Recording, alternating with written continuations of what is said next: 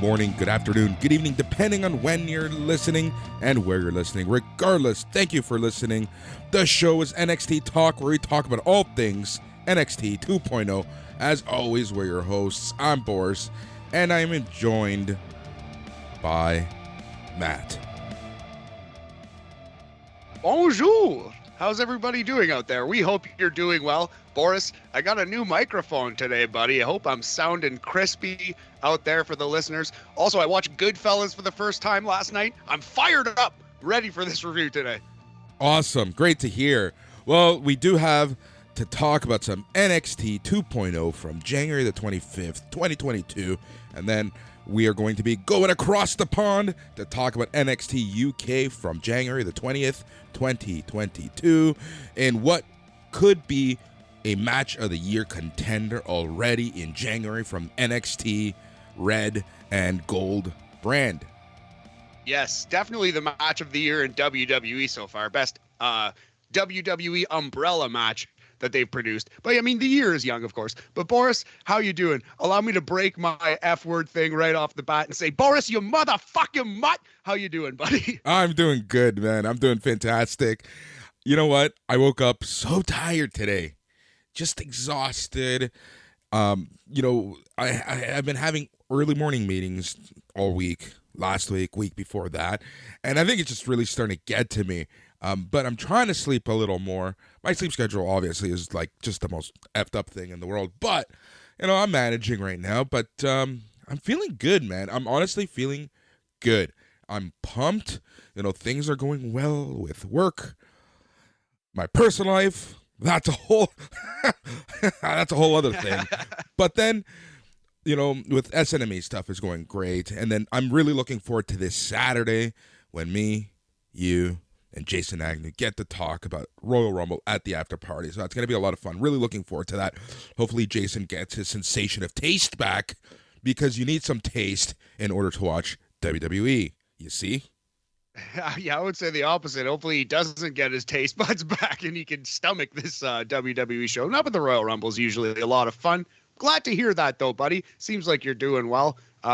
Being tired aside. But yeah, same thing. My, the personal life has stalled a little bit. It's the doldrums of winter. That Tinder date, I'm not sure if that one's going to go anywhere, but she's a nice gal, But I don't know if we clicked. But anyway, Boris, life is good. We're still hanging in there. I'm definitely very busy with work and Operation Sports stuff and SNME radio stuff this week. But I'm super jacked about it. Can't wait for the after party.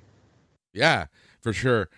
I gotta say, I have a chat with everyone just because I need to make sure that the podcasts are coming in, and if they're gonna be late, they let me know, and if I need to let them know something, I use the Facebook Messenger, since obviously we're all on Facebook because the group mainly chats on the Facebook group. So I have a chat with everybody, and honestly, like those East Coast dads, they kill me. They absolutely kill me sometimes. Oh, the Smack Daddies. Yeah, they're good folk, eh? It's a lot of fun to chat with those guys. I love their show, just a nice laid back look at wrestling. It stands out, because a lot of us like me and you are very animated, and not that they don't, have hot takes and have really good points, but they're just like laid back. They're just chill about it. It's really nice. I love it. Exactly. And so on Friday, after Rampage, after they recorded their show, they just, I guess they were just chatting, and they invited us to chat with them. You had to work, so you couldn't make it, but I had a couple beers with them. Honestly, next thing I noticed, it was like, almost 2 a.m. my time, so it's probably closer to 3 a.m. for them. And we're just still like laughing away. And it was just a good time. But it just goes to show you sometimes, right? Like wrestling fans, how wrestling fans can unite. How it's wrestling of all things to put us together. But, you end up finding out that you have so much more in common. And there's other people I have a lot in common with. Like some people like comics. Some people like to cook. Some people, it's whatever. There's just a lot more. But it's funny that it's wrestling that brought us all together. Yeah, absolutely, man. It's so nice when you find your people, as it were, out there in the wild, be it through wrestling or through like, going to comedy shows. I found a lot of friends through that, or like, concerts, whatever it might be. So Yeah, man, Yeah, it's really good. I'm glad you guys had that chance to chat. You were just zooming it, right? Just hammering yeah. beers over Zoom. Yeah, we were over Zoom. We weren't zooming it. There was no zooming of it. Very fair. Yes, important distinction to make there, Boris. Yes. No, but yeah, it's because I only have a handful of people who, if from my group of friends, who I can actually talk to wrestling about. Like it's I don't bring it up. No point, right? Oh, yeah. So when I find people who I can actually talk to wrestling with, I always enjoy it. It's like comics, video games, and like basically everything that I like, right? It's All it's those nerdy pursuits. exactly. I have to find the right people to talk to that stuff about. And that's one thing I really do appreciate about, the lady friend is that she is a huge dork. Probably a bigger dork than me. Like she spends a good, I don't want to say a good majority of her day because that just sounds horrible. But there's a chunk of the day that is allotted to, these mobile strategy games, and she just loves those.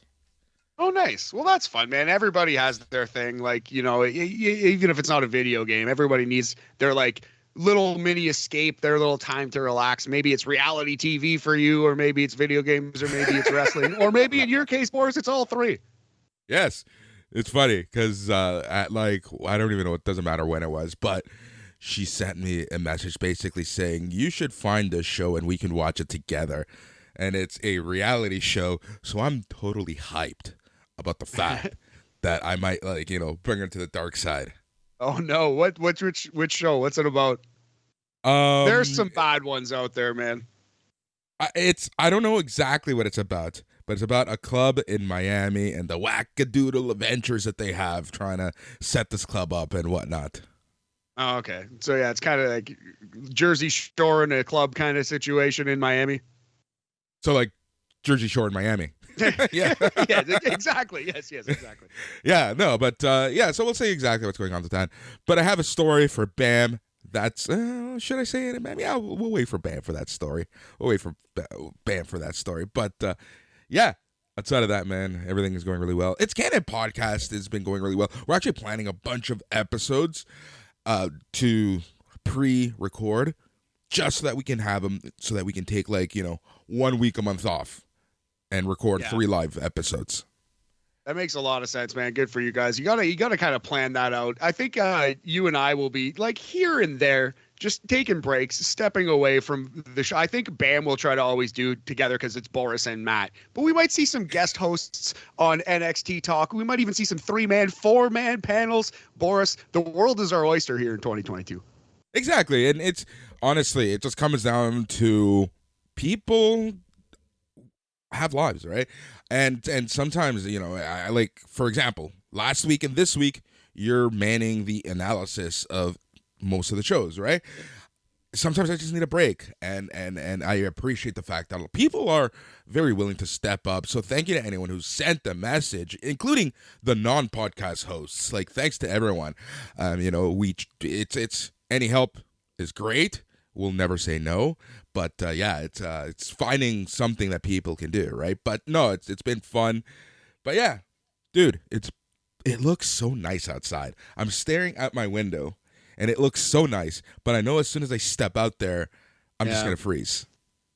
It's bitter. It's like -14, I believe, right now in Toronto, Celsius, of course. But yeah, that's still cold, man. It's nothing to sneeze at. Outside, it definitely looks better than it is. Good from far from good. Yeah, exactly. But yeah. Anyways, how are you? What else is going on in the life of Mateo? Oh yeah, man. Just like I said, like very, very busy. I just cranked out an Operation Sports video, so you can check that out. WWE 2K22 talk is heating up. So yeah, we've been researching that and working on that. Actually, Brian Mazik of Operation Sports had an awesome sit-down interview with a couple of the developers. You should check that out. I posted it in the Facebook group about a week ago, I think. But yeah, slugging away there. And yeah, man, it's I feel like I slightly missed out on cuffing season this year, but that's okay. It'll be a hot boy spring, Boris. That's how it works. You have gotten me a couple times this morning already. I'm telling you, I'm fired up. I got this Pesci in me right now. I was actually born in New Jersey too, so I feel like I got a little Pesci blood flowing through my veins.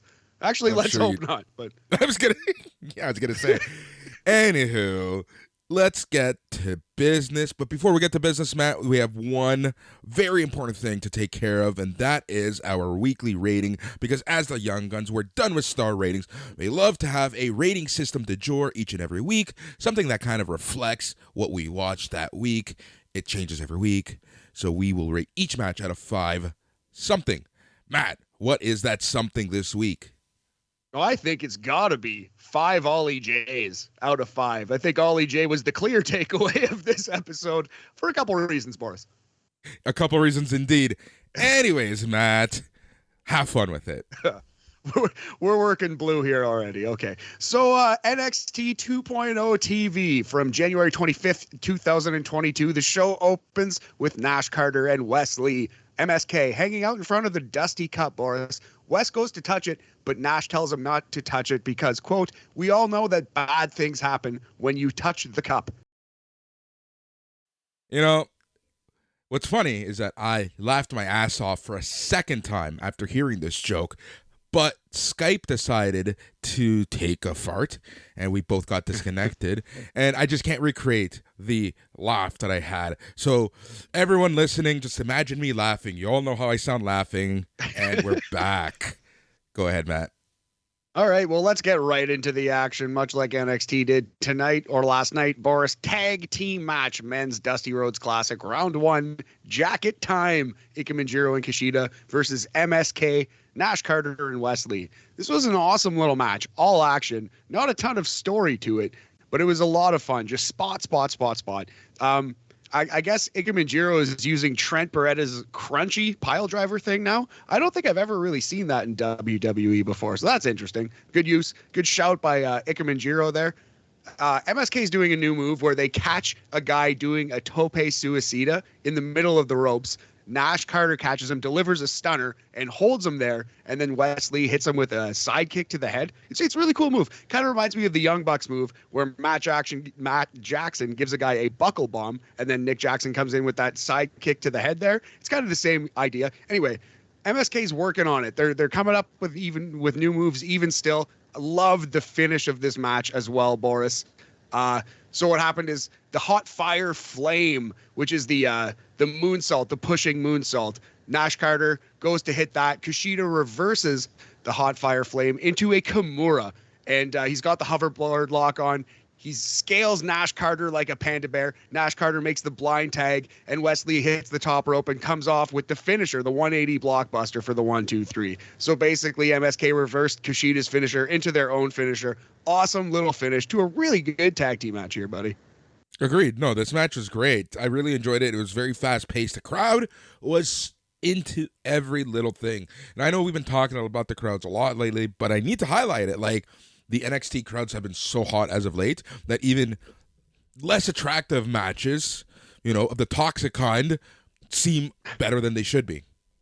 Yes, I could say definitely that Jacket Time is a toxic group, and they're not very attractive to me, unfortunately. But this match was very, very good. MSK again win in 11 minutes and 45 seconds. We're going to go as high as 3 3/4 OllieJayys for this one. 75%, B+, tip of the cap to you lads. Very good wrestling match here.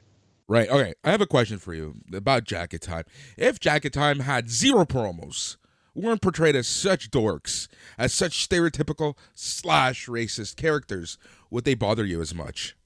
Well, of course not. Of course not. I love their in-ring work, both of them, even Ikemen, but obviously Kushida. Kushida's literally one of the best wrestlers in the entire company. So of course not. It's all in their presentation. That's why I dislike this group. Yeah, exactly. But that I just that's what I wanted to highlight, right? Like if they didn't do any stupid promos, just did what they did last night, I think they would be in a much better position. Oh, yeah, it's hard to argue that, but that's not what we're going to get in NXT 2.0, buddy. No, of course we're going to get wacky storytelling, such as Io Shirai and Zoe Stark backstage. I actually like the first part of this. Zoe tells Io that she won't heal up in time for the Dusty Female Cup and to find a new partner. But Io is hesitant. Io does not want to find a new partner. And it appears, Boris, that young Zoe Stark is growing on the grumpy Io Shirai. And then Tiffany Stratton came out and made fun of Zoe's clothes. Yeah, sure. The important part here wasn't Zia's stateside. It was the whole. Isn't it weird that they have two odd couple, can they coexist tag teams in the women's division right now? It is weird, and I do feel like that's why they're making Io and Zoe friends now, because that's too much. It's the same story, and I think they want to tell it with Cora and Raquel, because this is still left over from the Black and Gold NXT. So I think if these two are sticking together, they're just going to be a normal friend-based tag team. But I actually think, we'll get into this later in Io's match, that she might not be long for NXT, Boris. I agree 100%. Let's move on. So yeah, this was good, though, until Zia Stateside showed up, like you said. Cameron Grimes pre-taped promo. Tony D, I'm going to drop you off in Little Italy. That was the highlight of this. To the moon, etc. You've seen this thing before, Boris, but it was very good. Cameron Grimes always delivers in everything he does. Yeah, exactly. Carmelo Hayes, Trick Williams, and OllieJayy arrive in a fancy SUV. Believe me, this was notable. It was notable, all right. Holy crap. Anyways, can I take over for the next segment?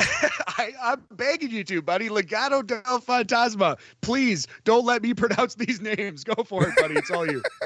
The highlight of NXT 2.0, the highlight of Wrestling Week for me, better than Andrade El Idolo. Santos Escobar was in the ring with the rest of Legado del Fantasma. Escobar talked about Braun Breaker's opponents taking the low-hanging fruit approach towards feuding with Braun Breaker with not one, but 2Ks. Escobar said they mock Breaker's family and mock his poor Steiner math skills. He said people also keep hyping Breaker with 2Ks as a huge future star both today and in the future. Escobar said he's real. That was a trait he got from his father, El Fantasma. Escobar talked about also being from a famous wrestling family, and Breaker doesn't intimidate him. I'm going to take a break right there, but I love the fact that not only is Santos Escobar kind of having this, these words against Breaker with 2Ks, but he's also highlighting his history, giving us more of his backstory, kind of making him a legit contender for the championship. Yeah, absolutely. We don't know his history as WWE fans because obviously El Fantasma was never in WWE. So it's very important that he does that. He tells us how important his heritage, his lineage is. So I loved it. I love this promo. Keep going, buddy. You're putting my review to shame here. All right, so Escobar said he doesn't like Breaker and he despises Breaker. He said he despises how fast Breaker with 2Ks got here, how he got all those opportunities, and how he won the NXT title before himself, Santos Escobar. He said Breaker with 2Ks makes him sick. Breaker with 2Ks made his entrance and cut off Escobar's promo, and I'm done with this. You can take the rest. Yeah, well, it was basically Braun Breaker being scary, yelling things, and I love Braun Breaker here. He took out Raul and Joaquin as Santos kind of skulked up the ramp. He attacked them for no reason. They were trying to leave the ring. They turned around, and he attacked them. Some may say a sneak attack by the evil Braun Breaker, sneak attacking these heels 1-on-2 as you do. But yeah, it looks like we're setting up a 3v Braun and Co match. It's going to be Legado del Fantasma versus Braun Breaker and whatever partner he can find. And it also looks like Braun versus Santos at NXT Vengeance Day, Tuesday, February 15th, 2022, Boris. Yeah, I gotta say, all joking aside about my love and my Markism for Santos Escobar, he did a great job here. Like I said, he talked about his family, talked about his backstory, but he also, he did shitbag heel stuff, but also was tough about it, right? Like when he said, we're gonna do things on my time. I really enjoyed that aspect of this promo, and I think Braun Breaker, he's a Steiner.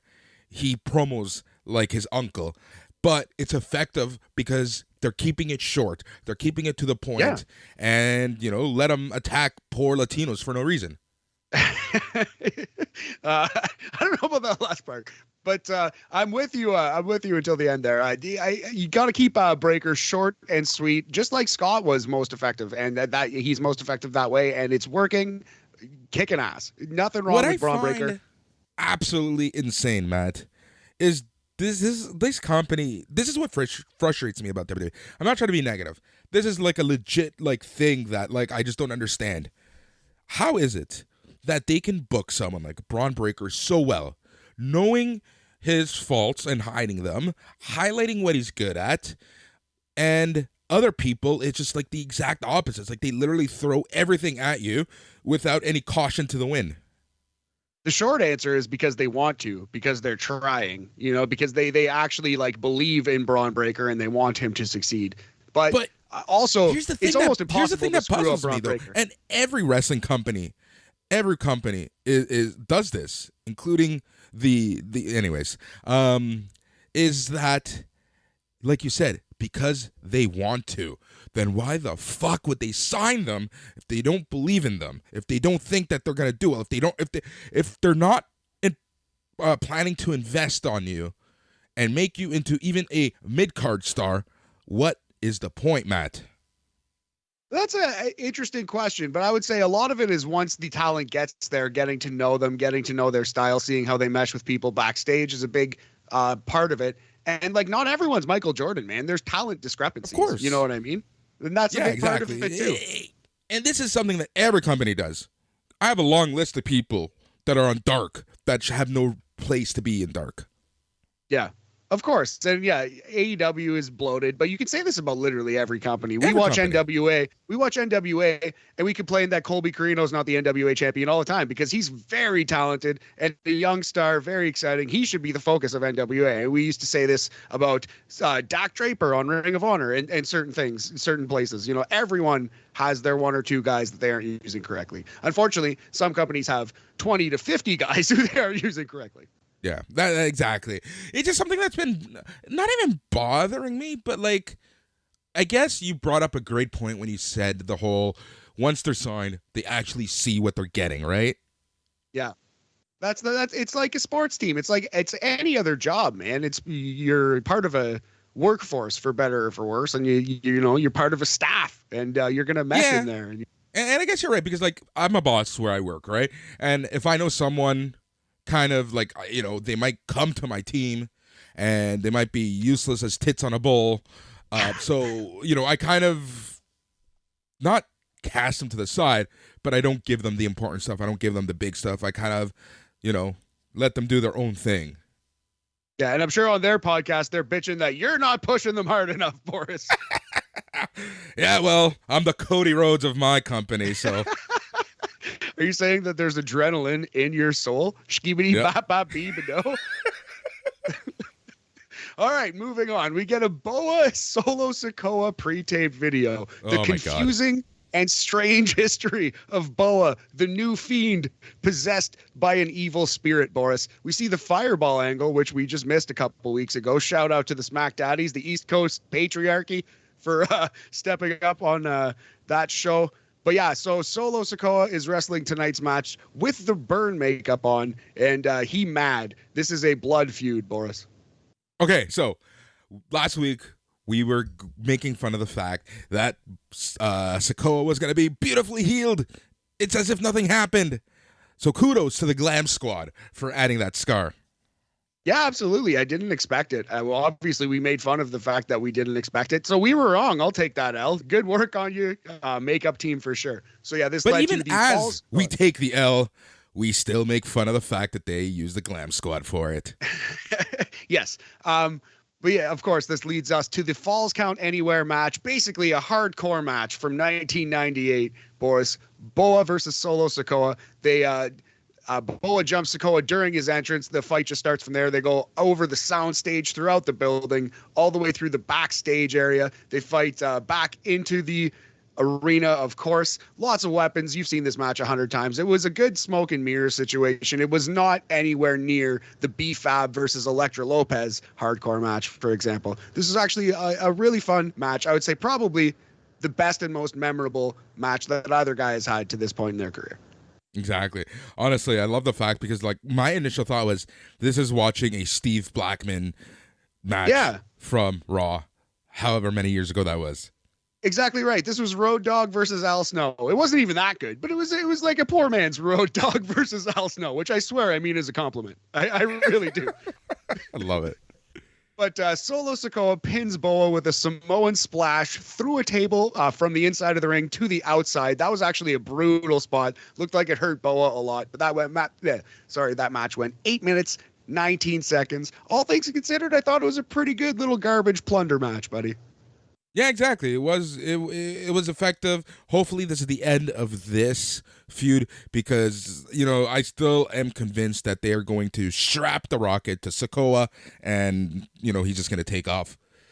I think literally he's gonna take off from NXT. Yes, exactly. Well put, buddy. I think he's going to be on the main roster soon after WrestleMania. He's going to get a quick call up. Yeah. So we're gonna. Anyways. We're going to go 3 OllieJayys out of 5 for that one. Above the Madcap Moss line, 60%. It's a C in Canada. Good work. Next up, we had an Imperium backstage promo. Walter is officially Gunther. This is where they explained it, Boris. They explained that Imperium are closing the door on the past. They're ushering in a new age, a new era. This change is symbolic of that shift. It is a new era in WWE, a disputed era, if you will. Good one. Thanks, buddy. I don't love the change here. I obviously nobody is excited about Gunther, but at least he's no longer named after a literal Nazi. They explained why he did this, and I'm okay with it. It's fine. Walter is so good in the ring that it doesn't matter what they call him. He'll be fine, and he's going to the main roster. He's going to be in the Royal Rumble. It's going to happen. Yeah, it's almost a guarantee at this point, and. Honestly, wrestling fans, I love wrestling fans. I love wrestling fans so much. It's like, yeah, the name is one thing. The presentation is another thing. I know that we're so used to something like a Walter. But like I said last week, WWE wants to own everything about the performer. They want to copyright everything they can. And they kind of want to eliminate the past of certain performers, right? Whatever.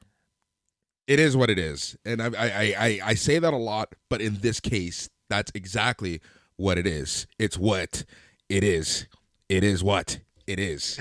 What it is. It is. Nothing more. And it is exactly. Nothing more. It's nothing more. Man. And you know what? If this is honestly going to make you not like the performer because of their name, you got to get yourself checked. Yeah, exactly. Don't let this ruin. If he was named after a literal Nazi, don't get me wrong. That's one thing. But I think that's one thing. Yes. But they were smart enough to drop that. I am willing to give them the benefit of the doubt that they didn't realize that was an actual Nazi name, for the simple reason that if I didn't give them the benefit of the doubt, I'd pretty much have to stop watching this company. Let me tell you something. I think we're all giving them Matt, the benefit of the doubt on that one. Let me tell you something about people who make these trademarks. It's not your director of legal.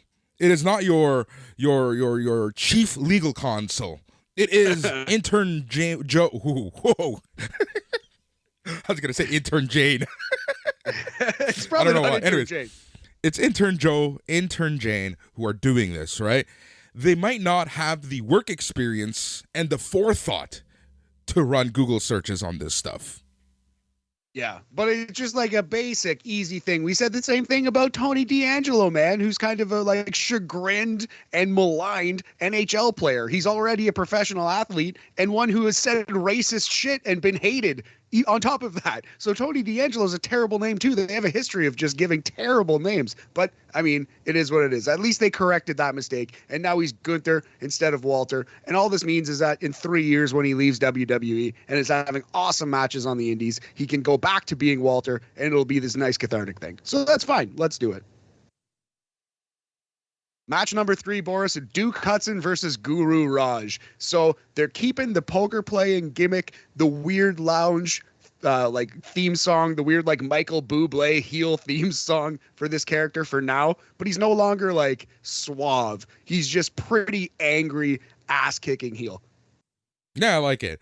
I like this change, right? It's kind of good to see that, for one reason or another, maybe because he didn't like it, maybe because the powers that be didn't like it, but they're kind of evolving the character already, and hopefully, it continues this evolution of it, because like you said, the theme song and his new character just do not mix at all. No, sir, not at all. But That's fine. At least for now, it's okay. Duke Hudson beats the shit out of this man, wins with a running razor's edge in 1:07. Great finish, good little squash. We're going to go 3 OllieJayys out of 5 for this one as well. I got just as much out of this as I did out of the hardcore match. Yep, exactly. Santos Escobar promo once more backstage. They really trust this guy, man. They know he's excellent on the microphone, and they're giving him a lot of time to speak. So it's officially Braun and any partner or partners he can find versus Legado next week. Yep, this is great. And again, like, you know, I love the amount of mic time that they give Santos Escobar. Like you said, they clearly trust him. They know he can put over a program, but it pains me, man, knowing that he's going to take the big L in this program.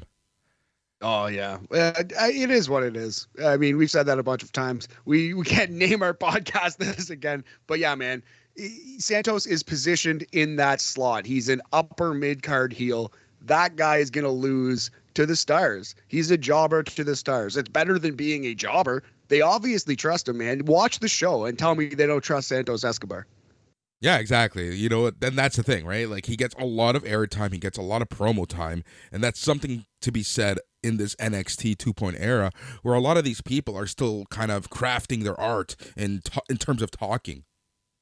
Yes. Speaking of, I think that's the only reason that Kaylee Ray is even close to NXT at this point. We have match number 4, a trios match. Indy Hartwell, Kaylee Ray, and Persia Pirotta versus Toxic Attraction, Gigi Dolan, JC Jane, and Mandy Rose. Tell me why Kaylee Ray is in this match. Tell me why she's even close to this promotion. Like, she's so good in the ring. I think her character's there already. She has no business in NXT. We say this about a lot of people, Cameron Grimes chiefly, but Kaylee Ray has no business in NXT. She needs to be in the Royal Rumble. She needs to be on the main roster. This is a waste of her time and talents. Someone needs to teach the Gigi Dolans and the JC Janes, but man, Kaylee Ray needs to be on the main roster, having good matches with Charlotte and Becky Lynch and making some money. Yeah.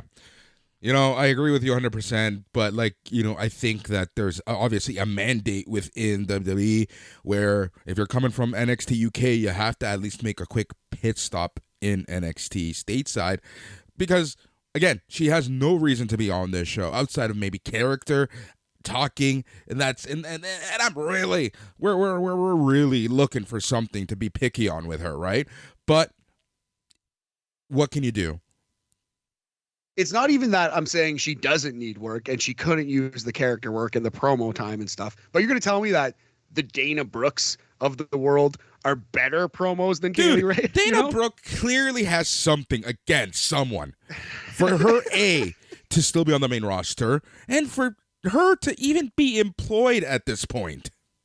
And man, Vince McMahon loves her. It's one of those things. Like she's the new JTG.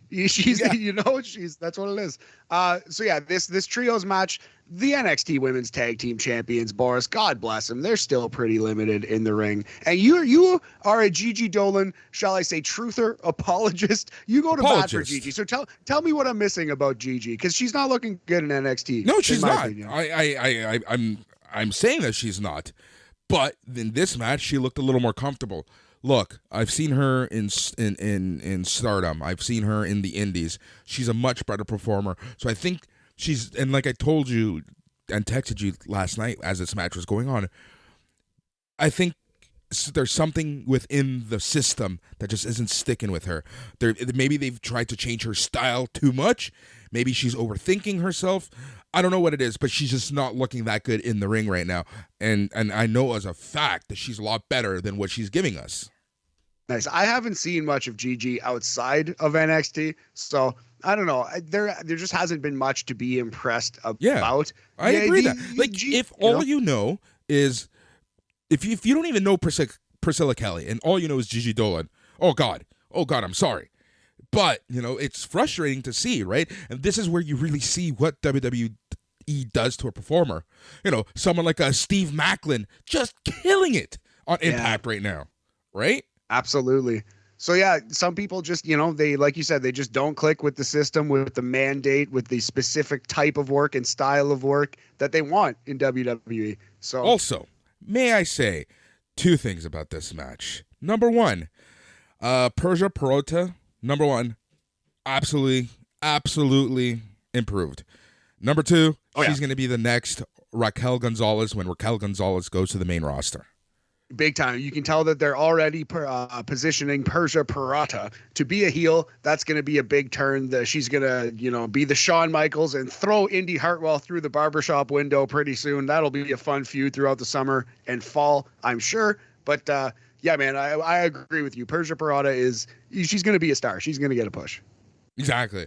And even Indy Hartwell, like her in-ring has improved a lot. Her character work really impresses me all the time. I think Indy is pretty excellent on the microphone. She's like a noticeably better actress or actor in general than most of the women or men on this show. Noticeably better. She's top 3 or 5 for sure. And it's the subtle stuff that she does, right? There's always something to be said about the subtlety in the character work, right? Like after the match, when she looks at her ring, she kisses it, and she, allows Pirotta to kiss it as well.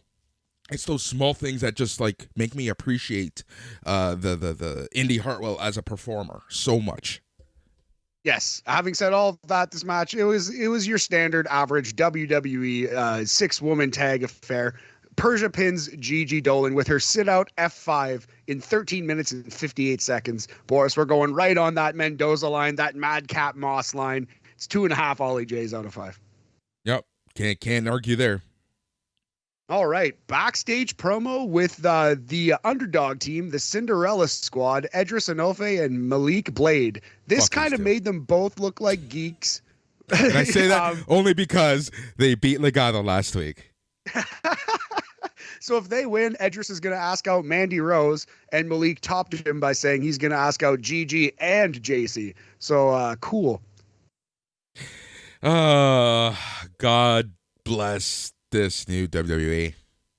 All right, here's a segment where the dialogue sucked, but I still liked the performances. I couldn't tell you this was like well done because objectively the script writing in this and the dialogue they had to recite was so awful. But this was Raquel Gonzalez lifting weights in the PC. Out comes Cora Jade. She tries to impress Raquel by lifting the same amount of weight that Raquel did. Obviously, that was a giant disaster. Cora can't do that. But Cora asks what she has to do to win Raquel over. Raquel says, no, it's not happening, Chiquita. So Cora goes to slap Raquel. Raquel blocks the slap and stares her down. They're about to come to blows, but the rank and file of the PC come and break this up. And we have a match next week, Cora Jade versus Raquel Gonzalez. Man, I gotta say, like you said, the script writing, absolutely horrible. This is how you know that whomever writes the scripts, number one, doesn't hang out with women. Number two, can't speak like normal humans. Yes, like doesn't hang out with humans, let alone women. Like hasn't had a human conversation since 2017. But weird dialogue. But I actually like Cora Jade is super likable, and Raquel Gonzalez has that badass vibe. She's likable too. Like these performers, you can tell have something, but they're just shackled by this terrible script. Yeah, honestly, Cora Jade. Just how can you not like her performance and her via these performances? Like her playing this annoying little brat little sister who just won't leave you alone, who wants to get what she wants, right? It's just been so funny. And then you have Raquel Gonzalez, who is just like, she's turned into this like badass, like this absolute Texan badass, an American badass. That's her character. Her character is Undertaker 2001. She's about to squash DDP and ruin his career. That's Raquel Gonzalez's character. Yeah. All right, moving on, buddy. Match number 5. The first appearance in ring, I believe, of Bodie Hayward with Andre Chase University versus the Grizzled Young Veterans. The final round 1 match of the men's Dusty Classic 2022. So I kind of feel bad for Bodie here. Fucked up his first spot a little bit. that slingshot sunset flip, kind of screwed that up and immediately tagged out. So I was like, oh, he's 0 for 1. That's no good. But he came in. He showed up. He showed out. He was no Brooks Jensen. He's pretty all right. He's got the wacky Dr. Death style run in place and then do a big splash spot, which it's pretty hokey. But you know what? The people got behind it, man. I got to give credit where it's due. Dude, the crowd was behind almost everything he did. Like those weird splashes that he did, honestly reminded me of like, the people's elbow, the worm, one of those types of moves. The reaction was just crazy. Like Andre Chase and Bodie, they're so over. It's not even funny. Like with this NXT crowd, and I think that's obviously going to help them kind of with the TV viewing crowd. But the crowd in the Performance Center is just so behind these two guys. It's insane. I love it. I love to see it. You know what's funny is I saw you post that in the group, and I hear you making this point. I 1,000,000% agree. And I think the barometer sometimes is if a casual fan can pick up on it. And my roommate, Fleetwood Brown, who does not watch wrestling really at all, except for when I watch it. He watched it a little bit as a kid and played like one of the video games. So he loves Rey Mysterio. That's all he knows about wrestling. And Hook. This guy was like, he was the original Hook truther. He was the original, literally the first one that I knew that like singled out Hook and was like, I love this kid, was Fleetwood. Honestly, he was first on that Hook bandwagon. I'm not lying about that. But yeah, so my point in bringing that all up is he was watching this match and he was like, man, why is this Chase University guy so popular? Like, why do the fans love this guy so much? And I actually, he referenced the t-shirts where I had to explain, like, those were plants. A lot of the fans wearing t-shirts in the audience are at least planted, or like that whole Chase U section, that's largely wrestlers, right? But anyway, that's not to take away their popularity. Puzzlingly popular, like shockingly popular Chase University is. They are over. Yeah, it's crazy. It's absolutely crazy, which is good, right? Like it's good to see, but and again, it just goes to show you that like you never know which acts are gonna get over. No, you never know, and you never know why they are over, even when they are over, because it's kind of puzzling this group. But yeah, so Bodie and Chase probably take 85-90% of this match, and then Grizzled Young Veterans win with a double code breaker, not the typical GYV finisher. They might have changed that slightly on the fly there. It's a double code breaker now. Yeah, I wonder why. It makes me wonder what happened, or if they're just trying new stuff. Yeah, same. But yeah, average WWE match again. We're gonna go Madcap Moss line, Mendoza line, 2.5 OllieJayys out of 5. Yep, that sounds about a fair score for this match. I don't think it was any worse, any better. Let's keep the ball rolling, Matt. Yes, sir. So post-match, buddy, Von Wagner shows up, beats the absolute piss out of Bodie and Chase, clowns these fools around. Robert Stone, behind him, declares into the camera forcefully, not as a joke, not as a goofball, but as a real legitimate manager, that Von Wagner has been reinstated and he is under new management. Boris, I love this. We've been saying for months, Robert Stone is really, really good, very talented, but he's just always a goof, always on 11. If he could just mix in a little more seriousness, a little more Bobby the Brain, he'd be great. And yeah, he needs a little more brain, a little less weasel suit. And this was brain. This was great stuff. I would have said a little more brain, a little less Johnny Polo. Yeah, there you go. I'm for it. I love where your head's at. So yeah, Von Wagner officially under Robert Stone's management. I like it. I think this is a great pairing. Look, Von Wagner has the size. He's got a look. He's got a forehead for sure, but he can be intimidating in the ring, right? Now, let's pair him up with someone who can do all the talking for him. And if Robert Stone can keep this at a comfortable 6-7, I'll be very happy. 1,000,000%, buddy. That's like, and you can turn it up to 10 or 11, but if you're always at 10 or 11, you're just tiresome. It just becomes a lot, you know? Exactly. You know, and I think a perfect example of this is a Trick Williams, right? Yeah, Trick Williams is awesome, but he's not always screaming at the top of his lungs. Sometimes he's subtle. Sometimes he's reacting to the back row, but sometimes, you know, he's like reserved and he builds up to a crescendo. So yeah, Trick Williams gets it for sure. Yep. Speaking of people who get it, buddy, Grayson Waller pre-tape promo with Sanga, the Secret Service, as he is being called. A really good promo from Grayson Waller. Here's a hot take, a hot little internet take for you, Boris. Grayson Waller is the best heel in all of WWE. There, I said it. I'm for it. I like it. And like I've said, you know what I appreciate about Grayson Waller is the fact that he wants to be heel. He's not trying to be a cool heel. He's not trying to be the NWO. He wants the booze, and he strives with the booze. So that's one thing I for sure appreciate about him. And anything he's done has just gotten damn tons of heat. Fun fact. What's his bodyguard's name? Sanga? Sanga. Now, I was reading that this is apparently also, and this is WWE in a nutshell, right? Like, they don't check this stuff. Sanga, or this might be their intention, Sanga is apparently a way in Australia to call a sandwich. So he is Grayson Waller's sandwich, Sanga. I see. But you see what I mean? Like, this is WWE, right? Yeah, you pair an Australian with a guy, call him Sanga. How is no one not going to say something? Like, what? Unless this is the absolute intention to call him a sandwich, you know? Sandwich Waller? I have no idea, buddy. I don't even know where to begin on that. At least he's not a Nazi. Let's just leave it at that. There was a WWE 2K22 trailer here, so OperationSports.com. Check it out, boys. Match number 6, Io Shirai versus Tiffany Stratton. Kind of came out of nowhere, throwing this one on the show. I actually didn't hate it. I thought it was a pretty strong performance by Tiffany considering where she was at last time we saw her. I thought her spots looked good. The handspring stinger splash thing, which I'm heretofore calling the handspringer splash, that looked way better this week than it did the first time. I thought this a good accounting by Tiffany Stratton, and Io is one of the best female wrestlers alive.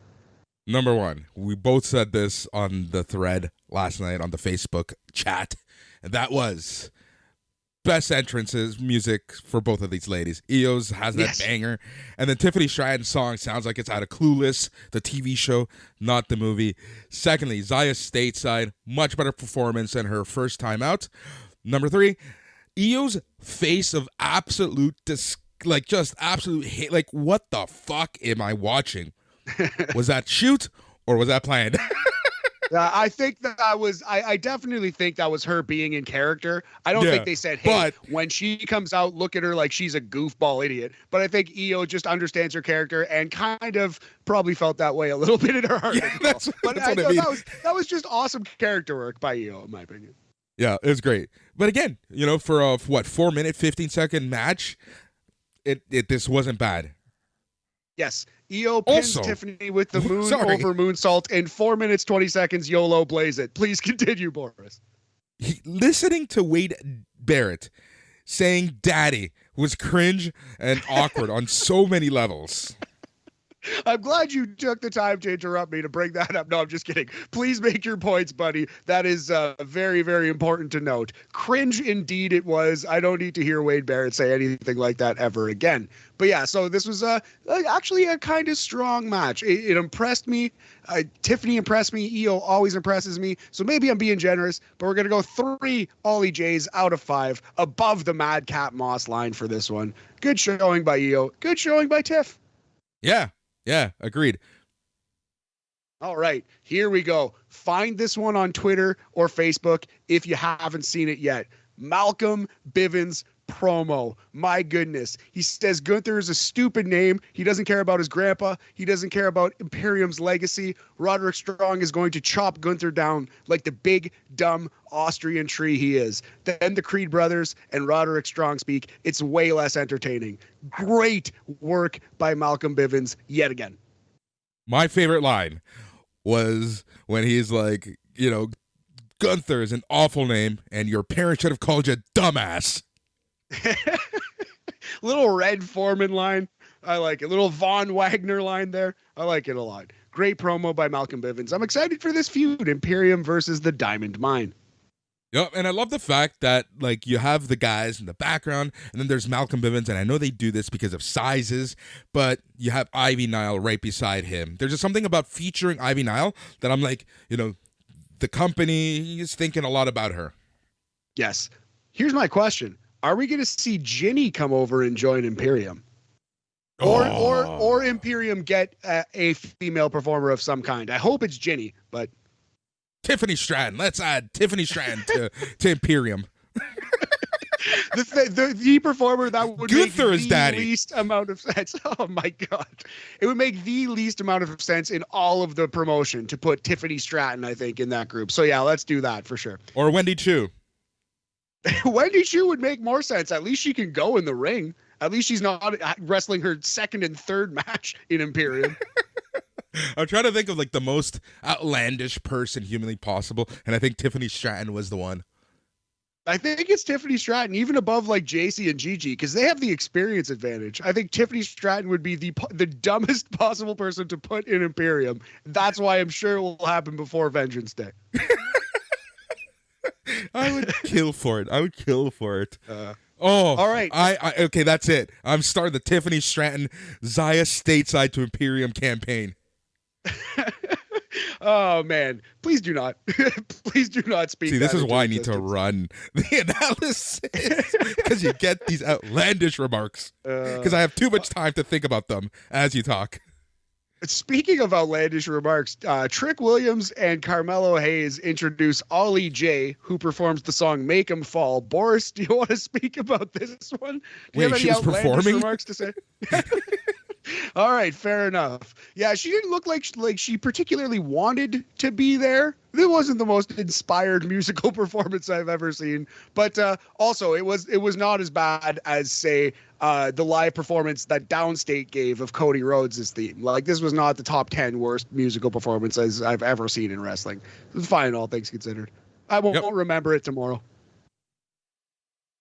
Backstage, Tiffany Stratton, walking by, complains to her daddy about her loss. She runs into Wendy Chu, Boris, who says, "Don't feel bad. Everyone loses to EO." Good line. That popped me. Tiffany slaps the drink out of Wendy's hand, and Wendy whines because she's a lazy Gen Z millennial dirty young person. Yeah. I don't know why. I love this so much. Oh, because really? you see, it's because you had Wendy Chu and the future leader of Imperium. Please drop this bit. I hate it so much. I genuinely hate it. Oh, man. When she was complaining to Daddy, when she said Daddy, just imagine her saying, Gunther. I will not imagine that. How dare you incept that idea into my brain? All right, so yeah, it looks like we're getting Tiffany Stratton versus Wendy Chu in the future, perhaps next week. God bless America. Match number 7, our main event, the North American title #1 contenders match, Cameron Grimes to the moon versus Tony D'Angelo, Ayo Gabagool, to quote Boris. So, man, they raced through this one. Tony D didn't even get his entrance. Cameron Grimes' entrance was like 80% done when they came back from commercial. Crowd still loves Tony. Shockingly, I think he was getting a little more babyface love than Cameron Grimes in this match, proving once and for all that wrestling fans are fickle and idiotic. No, I'm just kidding. But fickle for sure. Fickle for sure.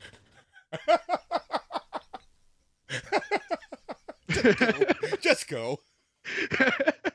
Wait, you think I'm laughing at what you said? I'm still laughing at the new Imperium. So keep going. Oh, this was a very strong little wrestling match. Not the best in Tony D'Angelo's career, even not the best in Cameron Grimes' career. Obviously, Grimes had a little bit of an off night. He slipped off the top rope at one spot, but it's not like one blown spot and then like, oh, this guy sucks now, or this guy had a bad night. Like, he just kind of seemed like a step slow. Maybe he was sick. Maybe he was tired. I'm not quite sure what was going on. This match was still pretty good though, all things considered. The finish coming when Pete Dunne runs in with a cricket bat, the bum paddle if you're an Arrested Development fan, and he hits Tony D'Angelo in the hand with it. A couple people pointed out that maybe Tony didn't sell this so well, but he's young, he's new, he's figuring it out. I'll forgive a rookie for missing a sell job here and there. But anyway, Cameron Grimes capitalizes, hits Tony D with the cave-in, the double foot stomp in 11 minutes and 41 seconds to officially become the #1 contender for the North American title, buddy. What'd you think of this one? I like this match. Like you said, it was a little rough, around the edges, but overall it was a pretty good match. I do like the fact that Tony D'Angelo didn't lose cleanly. So, because wrestling fans are, a loss equals a person getting buried nowadays, right? So I love the fact that it wasn't a clean loss. Pete Dunne comes back. Love the fact that after Pete Dunne knocks him in the hands, he just looks at the racket and does his shrug. There's something about that shrug that I absolutely love. When he's a baby face and he does the shrug, I love it because it comes across as cocky. I don't care about you. When he's a heel and he does the shrug, it really comes across like a child. We've said that before. Yeah, just something like something doesn't quite land the same. But when he's a baby face, I love the shrug. I don't know what it is. It's such a weird little thing, but it lands so much better when he's baby face. Yep, agreed. So yeah, we're gonna go 3 OllieJayys out of 5 for this one. It was slightly disappointing, but still a good wrestling match. Better than average wrestling match, considering the wide breadth of pro wrestling that has occurred in the history of the world. Yeah, agreed. So, final segment of this show, Braun Breaker is being interviewed outside of the building when Legado del Fantasma rolls up in a big SUV. Boris, I was worried for a second that they were going to do a Steve Austin gimmick here, but they were driving way too big a car to do that. They would actually kill a man if they tried to run him over in this thing. So they confront. So Legado confronts Braun Breaker. Seems like they're going to beat him up 3-on-1, but who should step up to his side but Tommaso Ciampa? So Breaker now has a partner next week, and it's his rival, Tommaso Ciampa. We're getting a 3-on-2 handicap match, provided that nobody else joins this team. Yep. So yeah, strong NXT show. I actually really liked it. I thought it was pretty strong. There were some good wrestling matches, nothing really disastrous. Tip of the cap to the Rainbow brand this week, man. I thought they delivered. Agreed. I thought they stood and delivered. How dare you? How dare you make those puns? All right, man. Do you want me to park? Yeah, want me to park this car and you can jump into the red double-decker bus and drive NXT UK for us, homie? Hells yeah.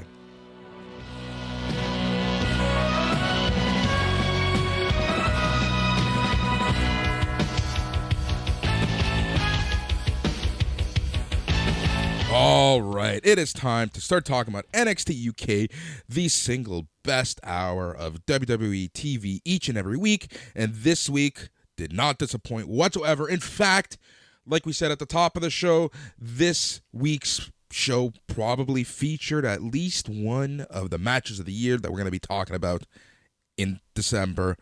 And overall, this show is great. All right, man, I don't know what NXT UK has done, but these promos, pre-tapes, more theatrical and cinematic, they've been fantastic. Fabulous. Whoever is producing these videos or whatever group of people or team is producing these videos needs more recognition. NXT UK has delivered for the last couple months some of the best promos I've seen in years. Some of like that Amel thing, that still sticks with me as just like one of the most heartfelt and best promos I've seen in years. And they're so good at getting you invested in these characters. I care about Jordan Devlin now.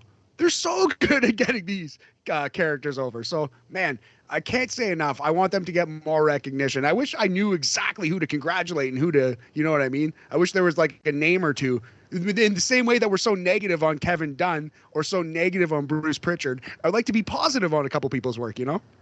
But it's funny because, like, I feel like it's like the anonymous booker where no one wants to take responsibility because they'll be let go. Maybe. Maybe this is what Triple H has been doing the past few months. Could you imagine? He didn't have a cardiac event at all. He just quietly sailed across the seas, Boris. Yeah. Oh, man. No, but like, honestly, like, it's crazy that we know nothing about this brand. This brand is so separated from WWE stateside that, number one, I love it because they're still allowed to do their own thing. But man, these shows have been great. So let's get to it. Show starts off, we see clips of Sam Gradwell trying and constantly failing to find a mystery partner as he's facing Pretty Deadly. He's sent tweets to Steve Austin, Elon Musk, and Paul McCartney. Gradwell also had to beat up Kenny Williams for laughing at him. Like, I again, just the retelling, the highlighting, because one thing that NXT UK recognizes, I think, is that there are people who don't watch it each and every week. So they do a fantastic job of recapping the main stories for that week's episode. Yes, but without like hitting you over the head with it and without doing it too much. It's a tight hour of TV still, but they do bring you up to speed. So yeah, they toe that line in a very nice way. Yep. All right, so the first match was Pretty Deadly versus Sam Gradwell and Saxon Huxley. All right, man, yes, what did you think of this match? match? Berserker, the poor man's Bruiser Brody, Boris. Yep. What did you think of this? This was it was a solid match. Pretty Deadly are very good. Sam Gradwell is okay. Saxon Huxley got a lot of in-ring time, it felt like, in this match. And he, I think, is the worst of the four, but he needs the time the most, right? He's very one note, Saxon Huxley is, in the ring, at least. He is the Berserker type Pokemon. Yep. All right, so Kenny Williams comes out for a distraction. Huxley is knocked off the apron. Williams runs him over on the floor, meaning there's no one for Gradwell to tag. Howley comes back in, and it's spilled milk to finish Gradwell off in 9 minutes and 20 seconds. So your winners, Pretty Deadly.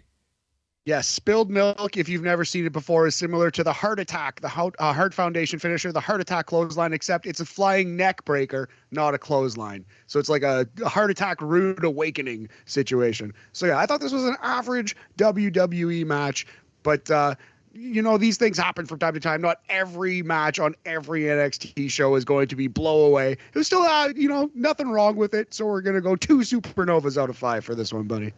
Yep. All right. Ginny doesn't see hope when she looks at Amal, but she sees pity.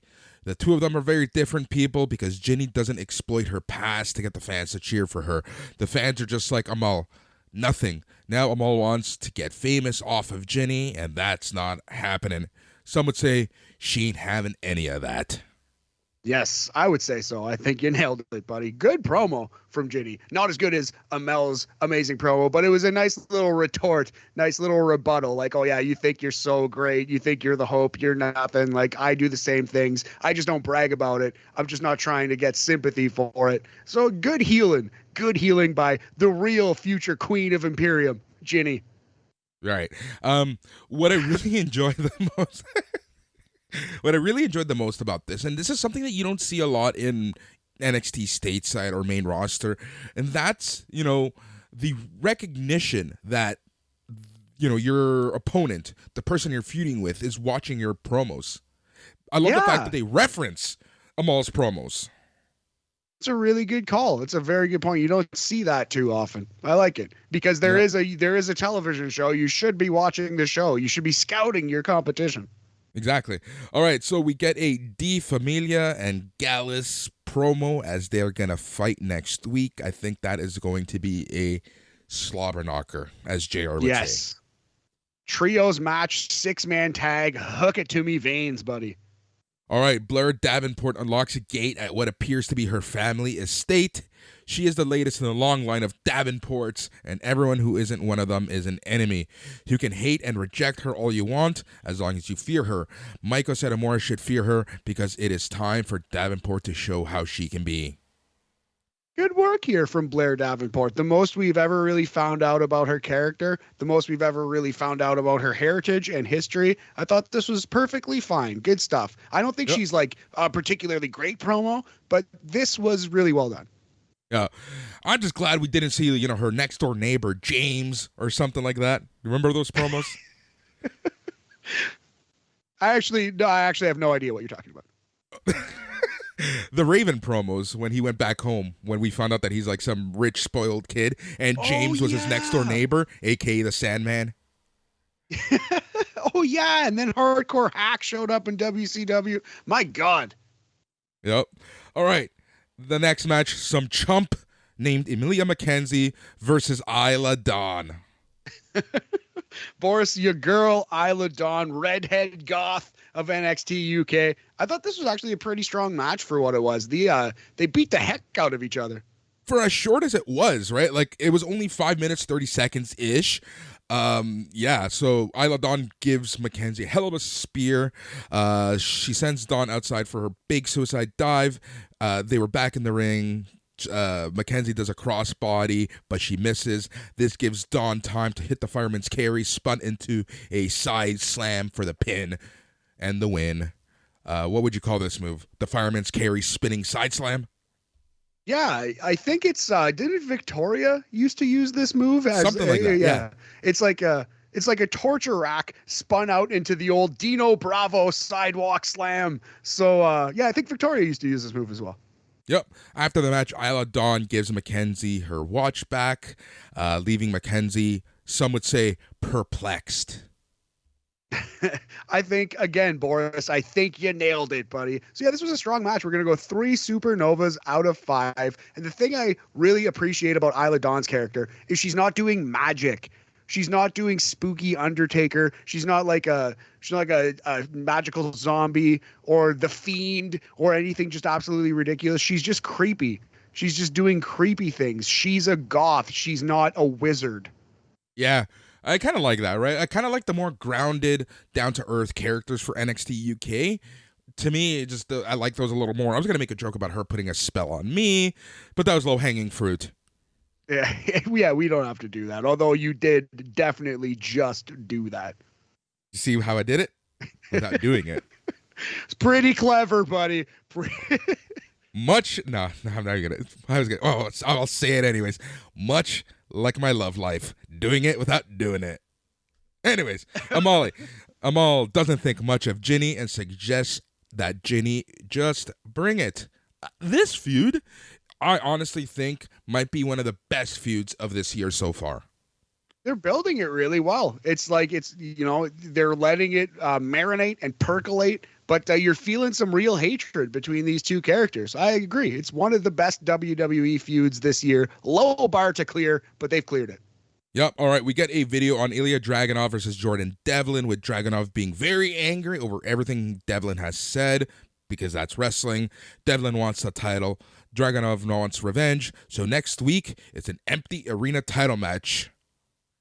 Yeah. So we're going to get probably a little cinematic thing, a little pre-tape thing. It's a good choice for their first match. It's fine. If they do it correctly, it should really make people want to see the rematch. So a solid idea on paper. Let's see how it comes across. Exactly. All right. So then it is time for the main event, the Heritage Cup Championship, A-Kid versus Noam Dar. This match was awesome. So good. A-Kid, one of the most underrated wrestlers in all of professional wrestling, does not get nearly the credit he deserves. Noam Dar, you could say the same thing, although he's more famous, he's more popular. He's gotten some WWE main roster time. People remember Alicia Fox. They remember Noam Dar to some extent. A-Kid is incredible in the ring. Yep, exactly. All right, so, oh man, this match was just so good. So, all right. Let's go. Want to go round by round? Yeah, let's just go round by round through this thing. All right. So the first round. So again, let's remind people: 6 rounds, best of 2 win, time limit draw are a thing. All right. So first round, they're feeling each other out. They're going back and forth a lot. A-Kid applies a front face lock.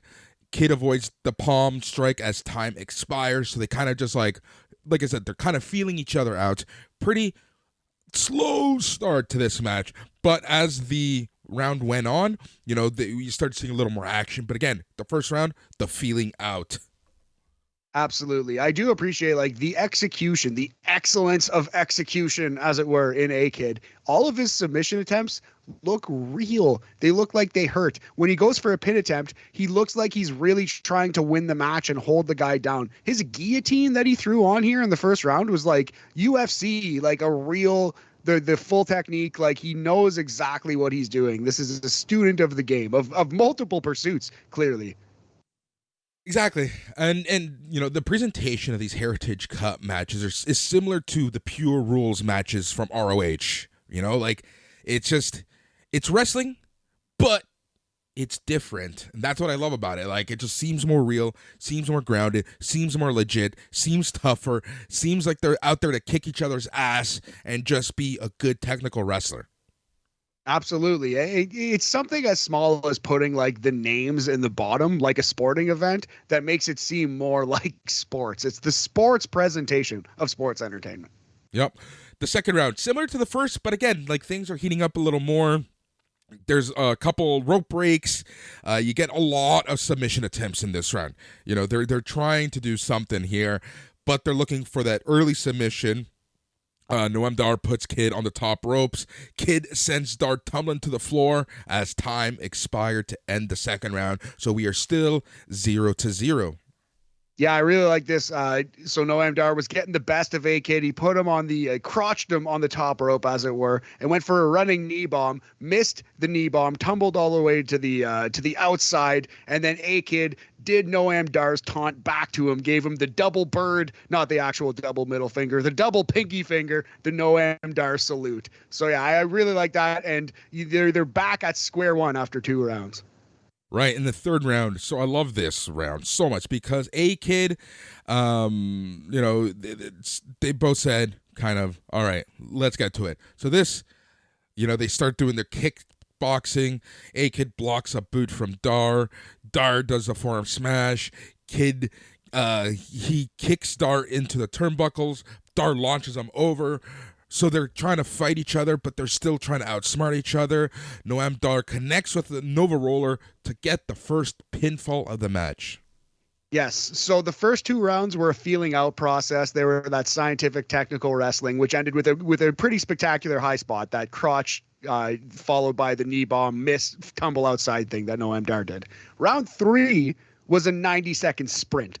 Just these guys going a mile a minute, just having an awesome little match. I loved Noam Dar going for the Randy Orton DDT. The ref breaks it up because it's not allowed. There are rules here in this Heritage Cup. So Noam Dar drops him and just boots this man in the face. Just kicks A-Kid right in the absolute mush. It was an incredible spot. Looked brutal. He may have kicked him in the chest and done a wrestling thing, but just, you know what I mean? The move was incredible. Very well done. And yeah, Noam Dar wins round 3 to take the first fall with a Nova Roller.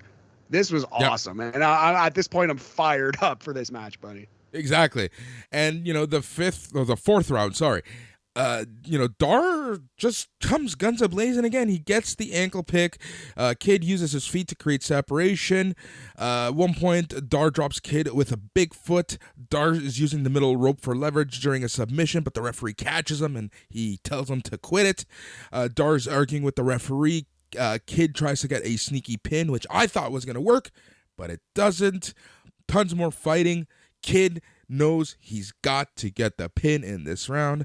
Shaw Samuels tries to run interference. This backfires. A-Kid ties things up after a satellite DDT. Oh my God, this DDT. So we should also point out too that last week, Shaw Samuels and Noam were taking bets on the match, and Shaw Samuels bet that Noam would win the match in round 4. So he was very fired up that was mathematically possible. Noam Dar needed to win this match in this round. So Shaw Samuels, the manager, would have gotten paid. So that was a bit of fun. Added some small amount of stakes to this wrestling match. But yeah, the finish here, buddy. So Shaw Samuels interferes. A-Kid on the outside. He gets thrown back in the ring, basically, and does a springboard moonsault DDT over top of the referee onto Noam Dar. So this was, if you can remember, Halloween Havoc 1997, Boris. Eddie Guerrero versus Rey Mysterio. This was the Rey Mysterio backflip DDT, the one that blew Bobby the Brain Heenan and Mike Tenay and Tony Schiavone's mind, the thing that they'd never seen that before in a wrestling match. I think this was the best moonsault DDT I've seen since the original moonsault DDT. You've seen this move tried a lot. It's never hit clean because it's such an incredibly hard thing to do, but A-Kid just bam, bam, stepped up, pulled that off. Not only is A-Kid an incredible technical wrestler, that was one of the most impressive high-flying spots I've seen in years. In years, buddy. That was so clean. So well done. Yep, the Spanish sensation from Madrid. There's something about this A-Kid. He's so good, man. He's so good. We'll talk about this He's after so the match. slept on. Yeah, 100%. He's 100% slept on, but we'll talk more about that at the end of the match. So we're going into round 5. Things are tied 1-1. Noam Dar dodges a running enziguri. Dar kicks out the legs of Kid. Dar ascends into the top turnbuckle. He does a step up enziguri. They're going back and forth a lot. There's a beautiful release German suplex that A-Kid does in this round. Like, A-Kid makes everything look so flawless. Every single thing he does looks great. Like, not just good, like great, I'm telling you. Yeah. And then Dar as well, because Dar does a beautiful up kick, and then he applies the omoplata, which was awesome to see. You don't see this every day. Kid rolls Dar over for a 2 count. Dar avoids the roundhouse kick. Dar then goes for the champagne super knee bar, but he transitions this into a rear naked choke. Kid floats over into the lateral press for a 2 count. Then Kid applies the sleeper hold. He blasts Dar with the PK as time expires. So A-Kid is trying so hard to get the advantage, to get the pin, but the time constantly expires. And Noam Dar is kind of playing defense at this point. Oh, absolutely. Yeah. Basically, Noam Dar was saved by the bell here. It wasn't, I don't think he officially got a pinfall on A-Kid, but this looked like he could have gotten the 3. That was the vibe that they were going for. So yeah, A-Kid has all the momentum going into round 6, the final round. Yep, and things start off with a bang as both of them give each other a double forearm. A-Kid does La Magistral for a 2 count. Just like these moves, like at this point, they're just putting out all the stops. Beautiful heel hook from A-Kid. They start doing back and forth and exchanging palm strikes. Dar grabs the bottom rope, which forces the break. A-Kid kicks Dar in the back. There's more back and forth smashes. They're all both trying to find submission moves. A-Kid connects with the flying super kick for a 2 count. A-Kid delivered his combination offense. Dar kicks the left knee of Kid.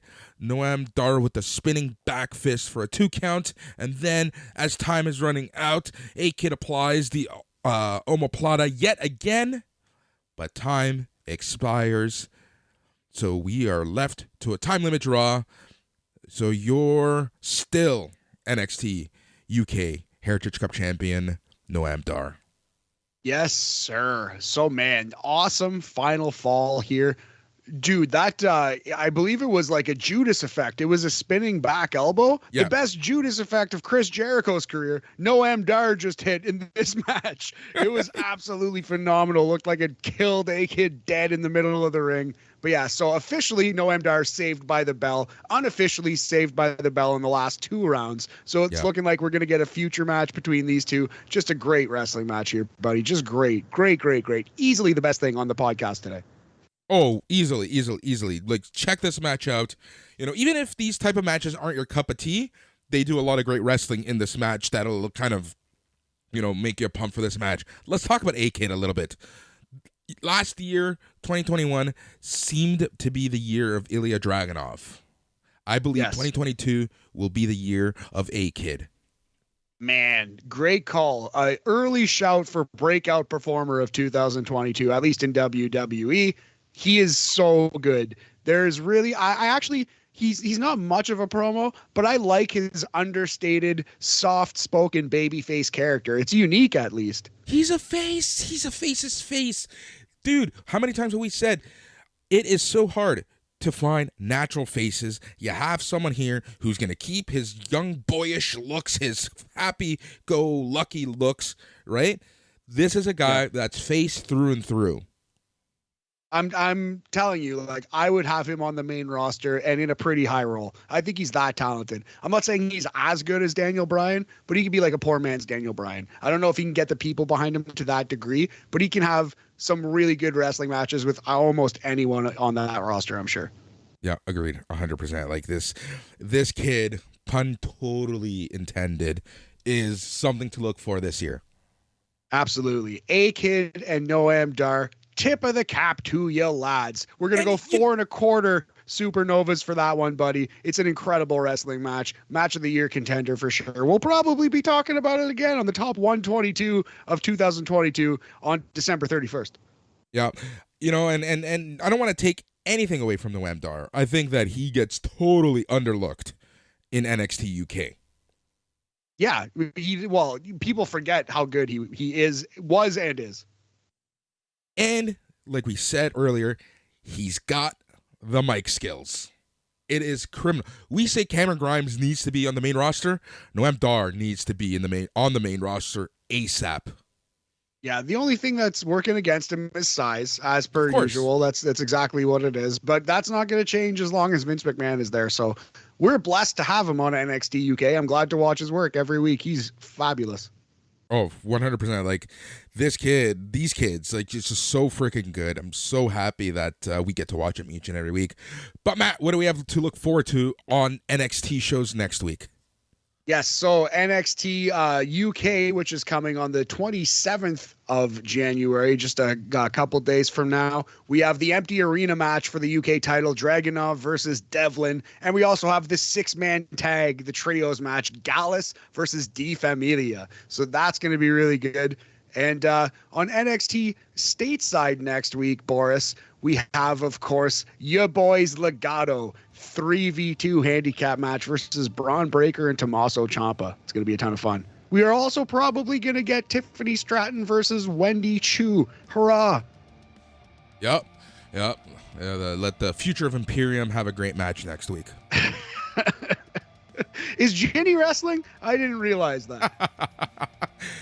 Oh, man. All right. So tomorrow on BAM, we have a pretty good show. Yeah, we're going to do a little bit about the Baseball Hall of Fame, how it's criminal that Barry Bonds and Roger Clemens aren't in. Actually, we don't have to do it. I think we just did it. We're going to talk about some NFL. We're going to talk about Canada's upcoming CONCACAF slate. And then in wrestling talk, we got the Royal Rumble to preview real quick. We also got GCW. We're going to talk about that. And I think we're going to talk about Impact, too, because Impact has been killing it lately. Impact has indeed been killing it, and the GCW chat may include some very, very hot takes to the crowd that listens to BAM. Yeah, so if you love GCW, you might want to cut us with some pizza cutters after that review. Maybe skip the GCW review. But hey, it's okay for us to disagree. We're all wrestling fans. And I think we'll make the GCW review fun. Even if you're a diehard fan, hopefully you'll be able to get something out of it. Look, I didn't hate the show, but we're going to talk about some serious things about GCW and indie wrestling in general. Anywho, that's tomorrow on BAM. On Friday, the old fucks are back as they review all things AEW Dynamite. Then on Saturday, you're going to get not one, but two shows. First off, your Smack Daddy's going to be chatting all things SmackDown. And then the Dark Side of the Elite are back as they discuss Rampage on their Rampage rollout. Then Saturday night, dude, we have a live show, a live after party. If you're listening to this show, you're going to be getting a link on your Patreon email, and it'll give you the link to the Zoom. You'll be able to participate, tell someone about it, get the word out there, because if you're not a patron, you will be able to listen to the show on YouTube, but you can't participate unless you are a patron. So patrons, spread the word.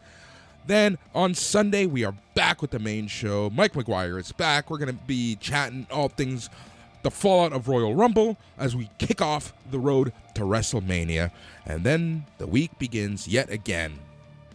Absolutely. I'm sure we'll have some stories coming out of Royal Rumble, some surprises. It'll be great to have Dave Meltzer on Sunday to discuss those fun things. Yeah, man, I'm excited. One down, 3 or 4 to go for us. Yeah, man. Now, I'm also excited because Jason's going to be with us on Saturday. So hopefully he's going to be feeling okay for Saturday. If you haven't listened to the Midweek Markup, listen to that because he has a story for you. And me even summarizing the story won't do that story justice. So go and listen to the Midweek Markup. But it's going to be awesome to chat Royal Rumble with Jason because it is Jason's favorite show of the year. So that's something to look really forward to for those people who kind of miss him. But yeah, man, I think it is time for us to go, to relax, to watch some more wrestling, to do whatever we do.